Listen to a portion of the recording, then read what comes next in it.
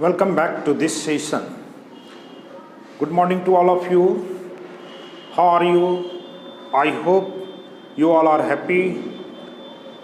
Guys, जैसा कि पिछले क्लास में हमने डिफरेंट टाइप्स के खास करके टाइम एंड टेंस और सिंटैक्स, आर्टिकल, प्रीपोजिशन, इस तरह से कई टॉपिक्स पर हमने चर्चा किया। आज इसी कड़ी में एक नए टॉपिक पर हम चर्चा करने जा रहे हैं जिसका नाम है वॉइस।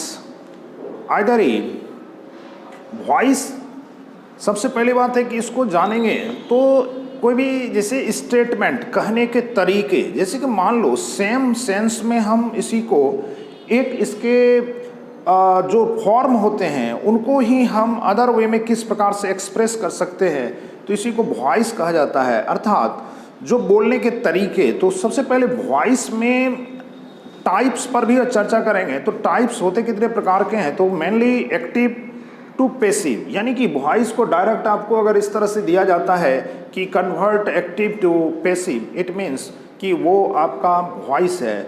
और जितने भी आप टेंस अभी तक पढ़े, खास करके बेसिक से, जो भी प्रेजेंट, पास्ट, फ्यूचर, ये सब हमारा एक्टिव फॉर्म में है और इसीलिए इसको हम एक्टिव वॉइस के टर्म में कह सकते हैं, यानी कि इसको एक्टिव वॉइस जानते हैं। और इसी को अगर आपको ट्रांसफ़र करना हो तो उसी सेम सेंस में जब हम उसको ट्रांसफ़र करते हैं तो वही पैसिव वॉइस के रूप में जाना जाता है। एट प्रेजेंट, वर्तमान में आपको ज़्यादा से ज़्यादा क्वेश्चन खास करके कम्पिटिटिव एग्जामिनेशन में या फिर बोर्ड लेवल एग्जामिनेशन में वॉइस से क्वेश्चन रहता ही है और आप इस पर अभी से प्रिपरेशन सही से करेंगे। और ख़ास करके इन जनरल आपको किसी भी मैगजीन में, पेपर में खास करके, या किसी भी लिटरेचर में इस प्रकार से वॉइस का ज़्यादा से ज़्यादा यूज किया जाता है। एक सिंपल सा हम यहाँ पर इस प्रकार से इसको एक्सप्रेस कर सकते हैं। जैसे मैं कहूँ कि कोई भी इस तरह से बिजनेस है छोटा सा और उसमें उस प्रोडक्ट को बेचा जाता है। अब इसमें बेचने वाला कोई नहीं है, तो कहने का मतलब एक्टिव वॉइस कैसे जानेंगे, तो एक्टिव वॉइस जानेंगे जब उसमें सब्जेक्ट अर्थात कार्य करने वाला खुद उपस्थित हो तो उसे एक्टिव फॉर्म में कहेंगे। लेकिन अगर जो कार्य हो रहा है जिसके द्वारा और वो उस सेंटेंस में उसका नाम नहीं दिया जा रहा है, यानी कि अगर कहा भी जा रहा है उसको इनडायरेक्टली इस प्रकार से, तो उस केस में कहने का मतलब जब ऑब्जेक्ट की प्रधानता हो तो उस केस को हम वॉइस में पैसिव टर्म में कहेंगे। लेकिन जब सब्जेक्ट हमारा खुद मौजूद हो, काम करने वाला खुद उस सेंटेंस में मौजूद हो, तो उस केस में हम उसको एक्टिव वॉइस कहेंगे। जैसे मैं कहता हूँ अगर कि चावल, या मान लो किस तरह से कि कलमें बेची जाती हैं। अब बेची जाती हैं किसके द्वारा बेचा जाता है, या मान लो कि पुस्तकें प्रदान की जाती हैं, या मान लो इस प्रकार से मैं कहूँ कि पुरस्कार प्रदान किया जाता है किसी भी अवसर पर। मान लो अगर मैं कहूँ कि शिक्षक दिवस के अवसर पर बहुत से छात्रों को पुरस्कृत किया गया। अब इस सेंस में किया गया तो कैसे पकड़ेंगे कि ये वॉइस है। तो वॉइस को खास करके पैसिव वॉइस को समझने के लिए आपको इस बात पर ध्यान देना होगा। जैसे मैं अभी हिंदी में एक सेंटेंस बोलता हूँ कि उसे सम्मानित किया गया। अब यहाँ पर देखेंगे सम्मानित किया और गया, कहने का मतलब कि दो दो एक्शन वर्ब इस प्रकार से आएंगे तो वो निश्चित रूप से आपको वॉइस में आप उसको पैसिव वॉइस कहेंगे। जैसे मैं कहता हूँ कि एक पत्र लिखा जाता है, तो यहाँ लिखना मेन एक्शन वर्ब है, यानी कि मेन वर्ब है। तो फिर ये जाता है शब्द क्या है, तो इसका कोई मीनिंग यहाँ नहीं है और ये सिर्फ आपको इंडिकेट करने के लिए है कि इस तरह का स्टेटमेंट जो है वो पैसिव वॉइस के अंतर्गत बनाया जाएगा। तो आज इसी कड़ी में कुछ जो नॉर्मल सेंटेंस पहले है, तो इसके लिए आपको करना क्या होगा कि वॉइस को समझने के लिए सबसे पहले आपको टेंस को समझना आवश्यक है, यानी कि टेंस पर टोटली ये बेस्ड है और टेंस के अपने जो स्ट्रक्चर होते हैं उसी के अनुरूप कैसे ट्रांसफ़र होता है, आज उस पर कुछ हम स्ट्रक्चर लेंगे। तो आज चलते हैं वन बाय वन। जैसे मान लो सिंपल प्रेजेंट टेंस का स्ट्रक्चर क्या होता है, तो सिंपल प्रेजेंट टेंस में हम इस तरह का लिखते हैं सब्जेक्ट V1/V5 प्लस ऑब्जेक्ट। अब देखिए इस तरह का अगर सेंटेंस मान लीजिए स्ट्रक्चर बेस दिया जाता है तो वो किस तरह से ट्रांसफर होगा। तो किसी भी इस तरह के ये आपका जो है इस तरह से एक्टिव पार्ट होगा और यहाँ से आपको एक्टिव, और ये जो पार्ट होगा इधर का ये आपको यहाँ पर पैसिव वॉइस में समझना है। क्लियर? तो यहाँ इसका पैसिव कैसे बनाएंगे, तो object plus is MR plus V3 plus by plus agent. अब यहाँ पर देखने वाली बात है कि किसी भी इस तरह के अगर स्ट्रक्चर में अगर इस तरह का एक्टिव फॉर्म रहता है तो आपका पैसिव इस तरह से कन्वर्ट होगा। कहने का मतलब कि पैसिव फॉर्म में हमेशा ऑब्जेक्ट की प्रधानता होती है, अर्थात ऑब्जेक्ट को हम पहले नंबर पर रखते हैं और इस ऑब्जेक्ट के अनुसार इस क्रम में इज होगा या एम होगा या आर होगा, किसी एक को रखेंगे और मेन वर्ब का थर्ड फॉर्म होगा और उसके बाद कर्ता जिसके द्वारा वो कार्य संपन्न होता है उसको बाय प्लस एजेंट के द्वारा दिखाएंगे। लेकिन इस केस में हमेशा बाय प्लस एजेंट में जरूरी नहीं है कि आपको हमेशा इसमें वर्ड के अनुसार प्रीपोजिशन चेंज भी होता है, लेकिन इन जनरल अगर कोई डायरेक्ट नाउन है या डायरेक्ट प्रोनाउन के सेंस में अगर इस तरह से कहा जा रहा है तो वहाँ आप उसका बाय प्लस एजेंट के रूप में यहाँ पर ऑब्जेक्टिव केस का प्रोनाउन यूज करेंगे। यानी कि अगर मैं कहूँ कि मैं क्रिकेट खेलता हूँ तो सिंपली सी तो क्रिकेट खेलता हूँ तो क्रिकेट इज प्लेड बाय, और यहाँ पर ये जो एजेंट है यहाँ पर कार्य जिसके द्वारा किया जा रहा है तो ये एजेंट हमेशा ये ऑब्जेक्टिव केस में रहेगा। यानी कि अगर आप इसको इस तरह से देखते हैं कि ये प्रोनाउन का अगर केस है तो प्रोनाउन में ऑब्जेक्टिव केस लेगा, बाय आपका प्रीपोजिशन है और प्रीपोजिशन के तुरंत बाद इस तरह से केस जब होगा तो उस केस में आपको ऑब्जेक्टिव केस का प्रोनाउन वहाँ यूज करना है। एक तो ये हो गई।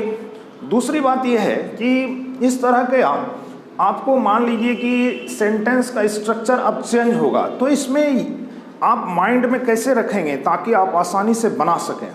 तो इसके लिए करना क्या होगा कि सबसे पहले ये जो है V1/V5 किस में बदल रहा है, तो EMR के साथ V3 में। तो इसी प्रकार से जैसे ये प्रेजेंट सिंपल प्रेजेंट का हुआ तो इसी तरह से दूसरा नंबर आता है इसका प्रेजेंट कंटिन्यूअस का, और प्रेजेंट कंटिन्यूअस में इस प्रकार से स्ट्रक्चर रहेगा कि subject EMR plus V4 plus object, और इस तरह का जो स्टेटमेंट दिया जाएगा तो इसको कैसे लिखेंगे, तो इसको लिखने के लिए ऑब्जेक्ट प्लस, और ये एक तरह से जो एक्सक्लूसिव वर्ब आएगा, और दूसरा हो जाएगा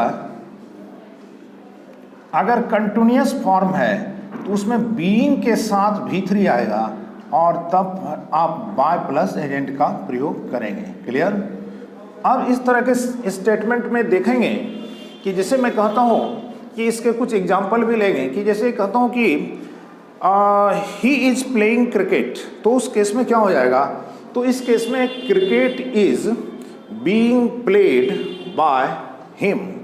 अब यहाँ पर अगर चूंकि यहाँ तो अभी ही था, यानी कि प्रोनाउन अगर है सब्जेक्ट के रूप में यहाँ पर, और यहाँ पर अगर स्टार्ट में, तो इस केस में आप बाय प्लस एजेंट के रूप में आप यहाँ पर ऑब्जेक्टिव केस का एजेंट लगा देते हैं। लेकिन अगर यही चीज़ इस तरह से अगर मान लीजिए कि आपका कोई ना कोई सब्जेक्ट वहाँ आ जाता है, जैसे मैं कहूँ कि राजू इज प्लेइंग क्रिकेट, तो इस केस में कहना होगा तो कैसे कहेंगे, तो वहाँ पर नाउन जो है वो अपने उसी रूप में वहाँ पर बाय प्लस एजेंट के रूप में, यानी कि बाय राजू, अर्थात राजू इज प्लेइंग क्रिकेट, तो उसका कैसे बनाएंगे, तो cricket is being played by Raju. कहने का मतलब कि इस तरह का अगर स्ट्रक्चर होता है तो इसको माइंड में सेट आप कैसे रखेंगे, तो मूल चीज़ जो है ऑब्जेक्ट हर एक में सब्जेक्ट के जगह पर आएगा ही आएगा, बाय प्लस एजेंट का आप प्रयोग करेंगे ही करेंगे। जो मेन चीज़ है कि स्ट्रक्चर के मुताबिक आपको ध्यान क्या रखना है, तो स्ट्रक्चर के मुताबिक आपको ये ध्यान रखना है कि यहाँ पर अगर ये EMR प्लस V4 है तो EMR तो रहेगा ही रहेगा। तो सबसे बड़ी बात है कि इसमें चेंज क्या हो रहा है, तो चेंज जो हो रहा है उसको आपको ध्यान रखना है। तो यहाँ पर बीइंग प्लस V3 में कन्वर्ट हो रहा है। कहने का मतलब कि ये जो V4 है ये किस में कन्वर्ट हो रहा है, तो बीइंग प्लस V3 में। क्लियर, ये ध्यान रखेंगे। तो इस V4 को अब यहाँ पर ऑब्जेक्ट तो यहाँ पर सब्जेक्ट के रूप में लेंगे ही लेंगे, एक जल्दी भर EMR उसके बाद तो होगा ही होगा। तो फिर जो मेन चीज़ है उसको आप समझिए।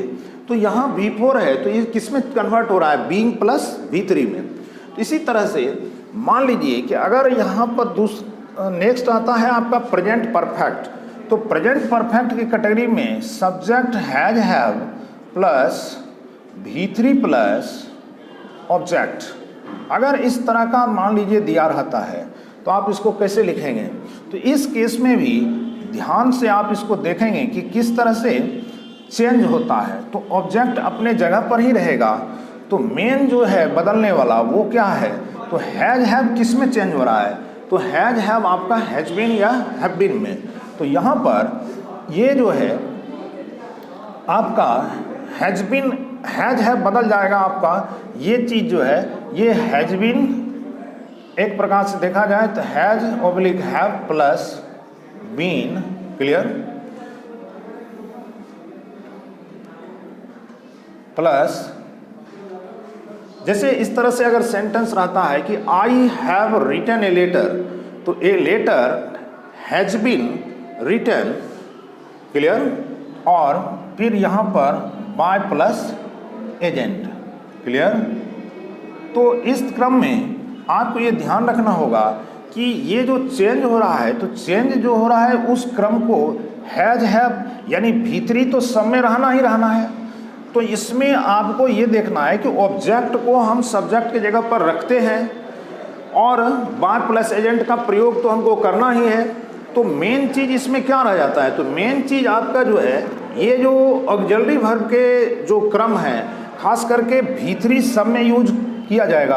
आप ध्यान रखेंगे कि पैसिव वॉइस में आपको वर्ब का थर्ड फॉर्म यूज किया जाएगा। जैसे कि यहाँ पर मान लीजिए V4 है तो यहाँ V4 भले ही है, लेकिन जब पैसिव में बनाएंगे तो वो बीइंग प्लस V3 में कन्वर्ट हो जाएगा। उसी प्रकार से जैसे कि यहाँ V1 या V5 है, लेकिन यहाँ जब भी बनाएंगे तो ये V3 आएगा ही आएगा। तो जो कॉमन पार्ट है वो सब में एक सा रहेगा, लेकिन जो कॉमन नहीं है उसको आपको क्या करना है कि ध्यान रखना है। जैसे मान लो हैज हैव है प्लस V3 है, तो ये किस में बदल जाएगा, तो V3 तो रहना ही है। तो इसमें मेन चीज़ जो कन्वर्ट हो रहा है वो हो रहा है हैज हैव बदल जाएगा आपका हैज बीन या हैव बीन में, अकॉर्डिंग टू कन्वर्टेड, यानी कि इस ऑब्जेक्ट के अनुसार। अब इस क्रम में ध्यान रखना ये है कि किसका पैसिव फॉर्म होता है। तो इन जनरल जैसे कि present perfect continuous, past perfect continuous, future perfect continuous और फ्यूचर कंटिन्यूअस, इनका पैसिव वॉइस नहीं बनाया जाता है। अगर इसका पैसिव आप बनाते भी हैं तो जो मीनिंग प्राप्त होता है उस मीनिंग को आप इन जनरल ना तो यूज कर पाएंगे और ना ही उसका कोई विशेष अर्थ या कोई मीनिंग होता है जो कि समझने योग्य या कहने लायक होता है। तो कहने का मतलब कि इन सबको एक प्रकार से मीनिंग के और ख़ास करके एक स्ट्रक्चर के आधार पर इन सभी का वॉइस नहीं होता है। तो आप इसको ध्यान रखेंगे कि सारे परफेक्ट कंटिन्यूअस और फ्यूचर कंटिन्यूअस, इन चार टेंसेस का आपको इस क्रम में पैसिव नहीं बनाया जाता है। तो कहने का मतलब कि इस प्रकार से जैसे कि प्रेजेंट में आपको ये तीन यहाँ तक, इसी प्रकार से आज हम पास्ट की भी बात करेंगे। तो पास्ट में क्या होता है कि जैसे मान लीजिए कि इस तरह से सिंपल पास्ट में होता है सब्जेक्ट V2 प्लस ऑब्जेक्ट, तो ये किस में बदल जाएगा, तो ये चेंज हो जाएगा object plus was oblique were plus V3 plus by plus agent में। क्लियर, कहने का मतलब कि object plus was oblique were, तो इसमें देखिए तो मेन ध्यान क्या रखना होगा कि V2 किस में बदल रहा है, तो V2 बदल रहा है वाज वेयर प्लस V3 में। कहने का मतलब V3 तो सब में आएगा ही आएगा, वाय प्लस एजेंट आएगा ही आएगा, ऑब्जेक्ट को आपको पहले नंबर पर रखना ही है। तो इसमें फिर मेन चीज़ क्या है, तो मेन चीज़ आपका हुआ कि V2 बदल रहा है, इसमें वाज वेयर कन्वर्ट हो रहा है। तो कहने का मतलब कि जैसे अभी लिखता हूँ कि आई रोट ए लेटर, तो इस केस को कैसे बनाएंगे, तो I wrote a letter, it means कि ए लेटर वाज रिटन, है ना। तो आई है तो इसको बदल देंगे तो बाय मी हो जाएगा, यानी कि a letter was written by me. तो इस तरह से कहने का मतलब कि ये हुआ आपका जैसे सिंपल पास्ट। अब इसी तरह से जैसे पास्ट कंटिन्यूअस, तो पास्ट कंटिन्यूअस क्या हो जाता है, subject plus was oblique were plus V4 plus object. अब इस क्रम में ये जो ट्रांसफ़र होगा तो इसको कैसे चेंज कीजिएगा, तो इसको जैसे ऑब्जेक्ट तो रहेगा ही रहेगा, साथ ही साथ वाज या वेयर में जैसे यहाँ पर EMR में EMR रहा, तो उसी प्रकार से वाज वेयर में रहेगा ही रहेगा। और ख़ास करके इसमें बीइंग शब्द का प्रयोग आपको करना है, क्लियर, बीइंग प्लस और V3 रहेगा ही और बाय प्लस एजेंट का, क्लियर। तो इस तरह से तो यहाँ पर देखिए तो इसमें चेंज क्या हुआ, तो इसमें देखिए वाज वेयर तो रहेगा ही रहेगा, तो उसको आपको ध्यान रखना है। ऑब्जेक्ट हर एक सेंटेंस में पैसिव फॉर्म में कन्वर्ट हो जाता है, जो कि आपको यहाँ पर यानी कि इस सब्जेक्ट के जगह पर। तो इस केस में मेन चीज़ क्या है, तो V4 जो है ये V4 बदल जाता है एक प्रकार से देखा जाए तो ये बीइंग के साथ, और V3 तो आपका सब में लग ही रहा है। तो कहने का मतलब कि जो मेन पार्ट है, जो जिसमें कि आपको मूल रूप से ध्यान रखना है मेन, वो आप इस चीज़ को मार्क करेंगे, क्लियर। और इस तरह से यहाँ पर पास्ट का एक तीसरा जो इसमें हो जाएगा वो होगा पास्ट परफेक्ट का। तो पास्ट परफेक्ट क्या होता है, तो subject plus had plus V3 plus object. अब इस क्रम में क्या करते हैं कि ऑब्जेक्ट प्लस और ये हैड जो है ये हैड बदल जाता है हैड बीन में, क्लियर, ये हैड बदल जाएगा हैड बीन में, और प्लस वर्ब का third form plus by plus agent, clear. तो इसमें मूल रूप से ध्यान रखना है कि वर्ब का थर्ड फॉर्म हर एक में होगा ही होगा, बाय प्लस एजेंट तो इस केस में होगा ही होगा, ऑब्जेक्ट को अपने जगह पर रखेंगे यानी सब्जेक्ट के जगह पर रखेंगे। तो मेन जो चीज़ है आपको ध्यान रखना है वो है आपका कि जो ये जो एक्सिलरी वर्ब इस तरह से है या किसी में डायरेक्ट मेन वर्ब है, जैसे यहाँ पर V4 है तो किस में बदल रहा है, बीइंग के साथ V3 में। तो कहने का मतलब कि इस चीज़ को ध्यान रखेंगे और आसानी से। तो इस प्रकार से 6 है, और फ्यूचर केस में 2 ही होता है। जैसे मान लो कि सिंपल फ्यूचर, तो सिंपल फ्यूचर में जैसे मैं कहता हूँ आई शैल राइट ए लेटर, एक एग्जांपल लेते हैं, तो इसको कैसे बनाएंगे, तो सेल जो है सेल बी प्लस V3 में चेंज हो जाएगा, बस यही ध्यान रखना है। तो और एक हो जाएगा आपका I shall have written a letter. मान लो जैसे क्या होता है फ्यूचर के सेंस में, तो उस केस में शैल हैव जो है वो बदल जाएगा शैल हैव बीन में, बस यही ध्यान रखना है। बाकी सारा प्रक्रिया यही है कि ऑब्जेक्ट जो है आपका सब्जेक्ट का जगह लेगा और मेन चीज़ आपका जो है इसमें कन्वर्ट हो जाता है। तो कहने का मतलब कि वॉइस में खास करके ज़्यादा से ज़्यादा आप इसमें क्या होता है किसी भी टॉपिक पर आप लिखते हैं तो वॉइस से सेंटेंस आपको लिखना होगा। खास करके अगर इस तरह का दिया जाता है, मान लो कोई पोएम है और वो किसी के द्वारा लिखा गया राइटर के द्वारा, तो उसको हम कह सकते हैं this poem has been written by, अब जिसका नाम है वहाँ दे देंगे। कहने का मतलब कि इस तरह के केसेस में जो आप पढ़ेंगे लिटरेचर में तो वॉइस का ज़्यादातर सेंटेंस आपको दिखेगा। इसी केस में आगे बढ़ते हैं, जैसे कि 1-2 स्पेशल केस यहाँ पर देखेंगे। तो इसके ठीक बाद आपको खास करके जो मॉडल एक्सिलरी वर्ब से जुड़ा हुआ सेंटेंस है, मॉडल एक्सिलरी वर्ब होता क्या है, तो मॉडल एक्सिलरी वर्ब कहने का मतलब कि एक्सिलरी वर्ब से रिलेटेड ये हुआ अब एक मॉडल एक्सिलरी वर्ब। तो मॉडल एक्सिलरी वर्ब में जैसे कि आप पढ़े होंगे कि इसी क्रम में जैसे कि कैन, कुड, मे, माइट और खास करके फ्यूचर के सेंस में शैल भी होता है, उसका भी फंडा सेम है। तो जैसे एक सिंपल सा मॉडल ऑक्सिलरी वर्ब को क्या करेंगे, तो मॉडल ऑक्सिलरी वर्ब से जुड़ा हुआ अगर क्वेश्चन रहेगा कि मॉडल ऑक्सिलरी वर्ब से अगर क्वेश्चन रहता है तो उसको कैसे बनाएंगे, तो उसका स्ट्रक्चर इस प्रकार से होगा जैसे subject plus modal auxiliary verb plus V1 plus object. अब इस तरह का अगर रहता है तो ये किस में चेंज हो जाएगा, तो ऑब्जेक्ट प्लस ऑब्जेक्ट प्लस, अब ये देखिए यहाँ पर मॉडल ऑक्सिलरी वर्ब को आप बी में यानी कि मॉडल ऑक्सिलरी वर्ब के साथ बी शब्द का प्रयोग किया जाएगा। तो जैसे कि अभी इस सेंस में लिखते हैं कि मान लो एक एग्जांपल के द्वारा कि he can lift this box, तो उसको कैसे कहेंगे, तो this box can be lifted by him. तो कहने का अर्थ कि object plus modal auxiliary verb plus be plus V3 plus by plus agent. Clear. अब इस क्रम में यहाँ पर ये देखना है कि मॉडल ऑक्सिलरी वर्ब से एक कोई सेंटेंस लेते हैं, जैसे मैं कहूँ you should complete your homework. Clear.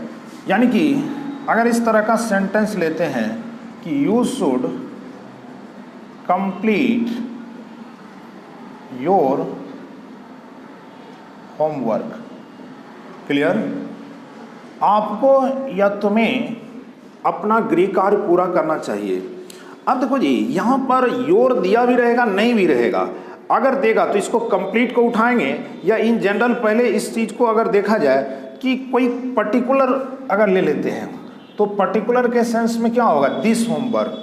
तो अभी दिस है तो जब भी उठाएंगे तो ऑब्जेक्ट हमारा क्या है यहाँ पर, दिस होमवर्क। तो इसको अभी यहाँ पर रखेंगे तो ये इस तरह से बन जाएगा कि दिस होमवर्क।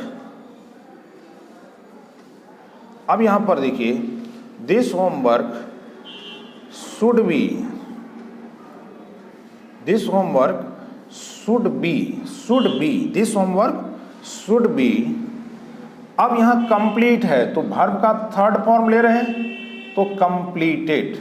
तो यहाँ पर क्या हो जाएगा, this homework should be completed. और इस तरह से बाय यू का प्रयोग करेंगे। और कहने का मतलब कि इस केस में जैसे यू का अगर सिर्फ है तुम्हारे द्वारा तो वहाँ पर बाय यू रखेंगे, लेकिन अगर आप लोगों के द्वारा कहने का मतलब प्लूरल सेंस का अगर बोध हो रहा हो प्रोनाउन के केस में, तो यहाँ पर डायरेक्ट भी इस तरह से बोलेंगे this homework should be completed. तो कहने का मतलब यहाँ पर इस चीज़ में बाय यू का प्रयोग करेंगे। अगर सिंपल है, सिंगल का बोध करा रहा है तो उस केस में बाय यू देंगे। अदरवाइज कुछ ऐसे भी होते हैं कि एक इसको इस तरह से समझेंगे कि वैसा कोई भी कार्य जो उसी व्यक्ति के द्वारा संपन्न हो सकता है उसके बदले में कोई दूसरा नहीं कर सकता है, तो वहाँ पर बाय प्लस एजेंट लगाने की कोई ज़रूरत नहीं है। यानी कि अगर मैं कहता हूँ कि कोई भी है कि the inspector investigated this case, तो उस केस में ये कह सकते हैं दिस केस वाज इन्वेस्टिगेटेड। अब वहाँ पर बाय इंस्पेक्टर या उस सेंस में या पुलिस शब्द का प्रयोग हो तो वहाँ बाय पुलिस का प्रयोग नहीं करेंगे। कहने का मतलब कि जो क्लियर है कि वो चीज़ किसी पर्टिकुलर पर्सन के द्वारा या पर्टिकुलर अथॉरिटी के द्वारा ही संपन्न होगा तो वहाँ पर बाय प्लस एजेंट का प्रयोग नहीं किया जाएगा। और इन जनरल अगर प्लूरल फॉर्म में इस तरह से अगर प्रोनाउन का प्रयोग किया जाता है तो वहाँ पर भी आप विदाउट बाय प्लस एजेंट का प्रयोग कर सकते हैं। अब आते हैं इस केस में, तो मॉडल ऑक्सिलरी वर्ब का जब भी रहेगा तो इसको मॉडल ऑक्सिलरी वर्ब के साथ बी प्लस V3 में कन्वर्ट हो जाएगा। यानी कि मॉडल ऑक्सिलरी वर्ब तो रहेगा ही रहेगा और वो एक्स्ट्रा बी लेगा और V3 तो हर एक में यूज करना ही है। तो कहने का मतलब this homework should be completed by you. अब इस केस में कुछ इस तरह के स्पेशल, जैसे मैं अगर कहूँ कि क्वेश्चन इस प्रकार से है कि प्लीज ब्रिंग, अगर हम यहां लिखते हैं please bring a glass of water.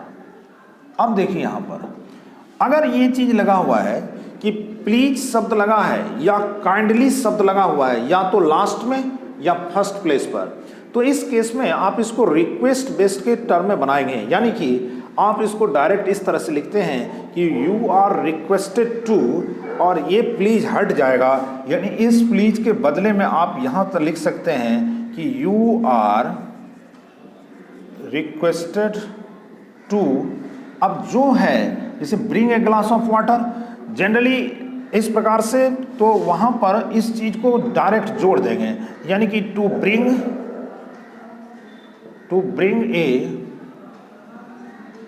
Glass of water. Clear? अब देखिए, अगर ये ब्रिंग नहीं, अगर ये प्लीज शब्द नहीं रहता या काइंडली शब्द नहीं रहता, डायरेक्ट रहता bring a glass of water, तो ऐसा लग रहा है कि इससे किस प्रकार का सेंस मिल रहा है। तो इससे मिल रहा है, मान लीजिए ऑर्डर बेस्ड, तो उसको कैसे बनाएंगे? तो दो तरीके से बना सकते हैं, नहीं तो जनरली लेट से आप इसको बना सकते हैं। तो लेट के बाद ऑब्जेक्ट आएगा और ये V1 जो है B प्लस V3 में कन्वर्ट हो जाएगा। जैसे मैं एक क्वेश्चन लेता हूँ कि अगर ये सिर्फ रहता कि bring a cup of T, अगर सिर्फ इतना रहता है तो इसको कैसे बनाइएगा? तो ऑब्जेक्ट क्या है, क्या लाना है? ए कप ऑफ टी। तो यहाँ पर इसको आप इस तरह से बना सकते हैं कि लेट या यू आर ऑर्डर्ड या इट इज ऑर्डर्ड, है ना? तो let a cup of T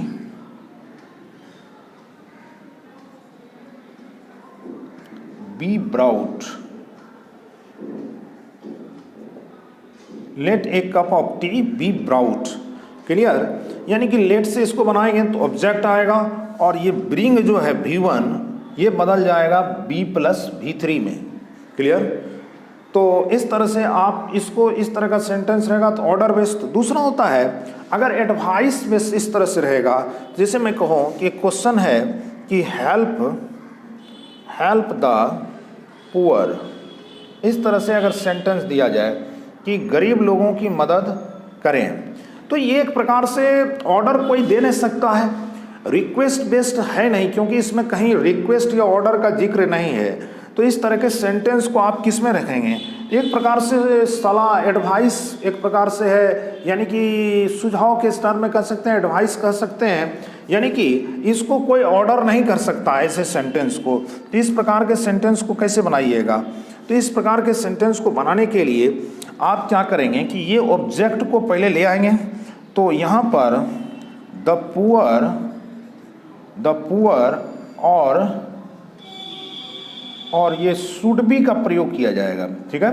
और V1 जो है ये V3 में बदल जाएगा, यानी कि शुड बी हेल्प्ड। क्लियर? कि the poor should be helped, यानी हेल्प द पुअर, तो the poor should be helped. कहने का मतलब कि voice based on imperative sentence में तीन तरह का होता है। ये आपका जैसे please bring a glass of water, ये रिक्वेस्ट हुआ। दूसरा अगर कहते हैं bring a cup of T, तो वहाँ डायरेक्ट ऑर्डर का सेंस आएगा, तो उसको लेट से ऑब्जेक्ट के साथ बनाएंगे। और तीसरा होता है हेल्प द पुअर, तो उस केस में डायरेक्ट ऑब्जेक्ट को रखेंगे और शुड बी के साथ वर्ब का थर्ड फॉर्म हो जाएगा। कहने का मतलब कि अगर देखा जाए कि इसके रिक्वेस्ट बेस्ड को आप विशेष रूप से आसानी से इसको बना सकते हैं, और जो सजेशन या ऑर्डर बेस्ड है तो ऑर्डर बेस्ड को आप late plus object plus B plus V3 से बना सकते हैं। तो इस केस में आपको यहाँ पर पेसिव जो है इसका जो फार्मूला है इसको हम यहाँ पर लिख देते हैं, यानी late plus object plus B plus V3, ये आपका पेसिव का फार्मूला हो गया। किसका? जो ऑर्डर बेस्ड होगा उसका।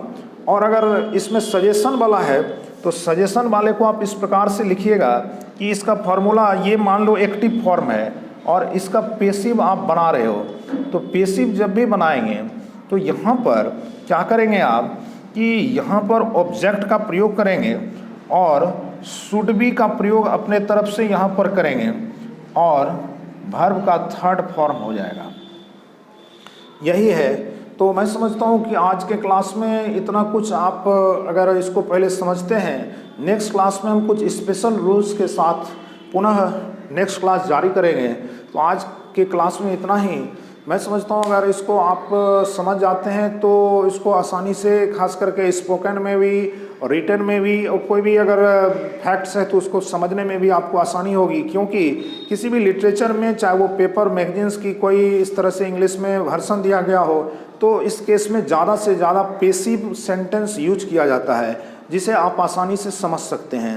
और अगर इसमें मैं यही कहूँगा कि आप इसको समझते हैं और आपको इसको अच्छे से समझ जाते हैं तो आप इसका आसानी से स्पोकन में यूज कर सकते हैं।